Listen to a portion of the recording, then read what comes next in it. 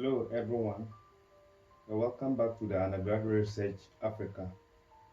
In today's video, I will take you through how to write your research chapter 2, which is known as the literature review, and then some also call it review of related literature. Many students struggle with chapter 2 because they do not understand what to include and how to organize it properly.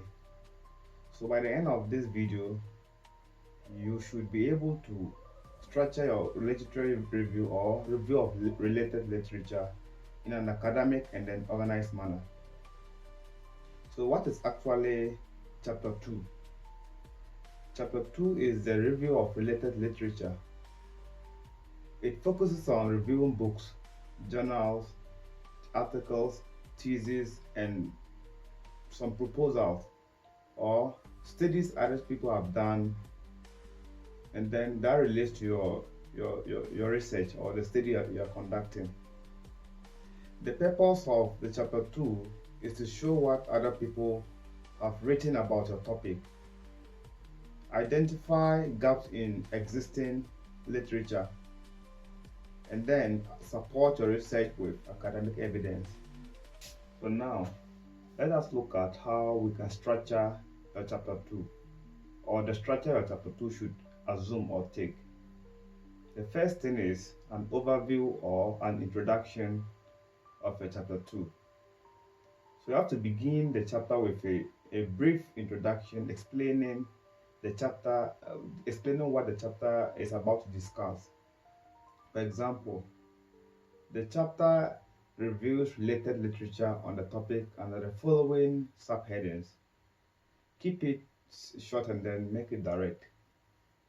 The second thing is conceptual review. So after the brief introduction, we do what we call a conceptual review. So under this section, define and explain the key concepts or variables in your study. For example, if your study or your topic is the effect of social media on academic performance, your concept or your conceptual review should look like this. Social media, academic performance.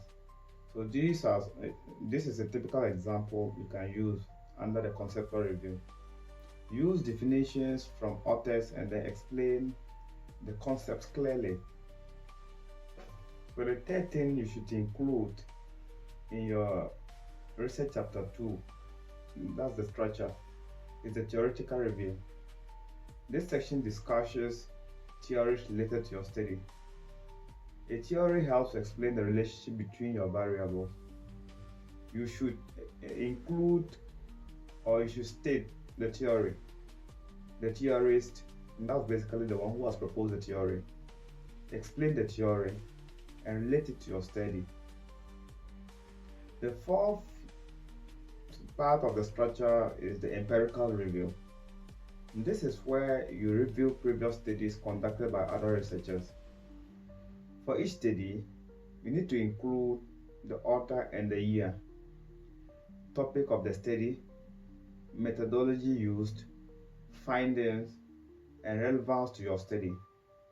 Do not only summarize studies, compare them, connect them to your research problem.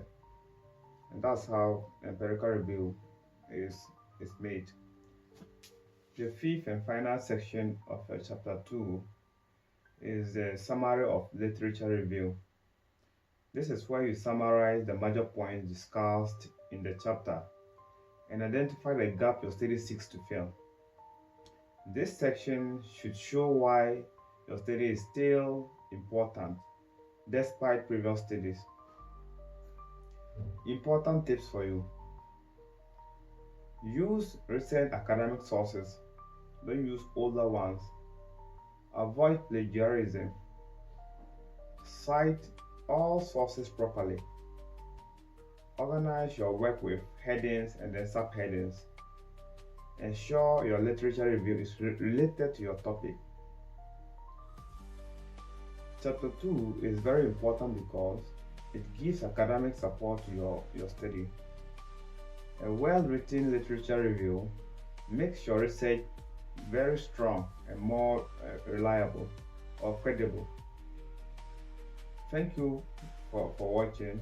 Don't forget to like, share, comment, and subscribe to the channel. That's basically Undergraduate Research Africa. For more research and then thesis writing tutorials. Bye.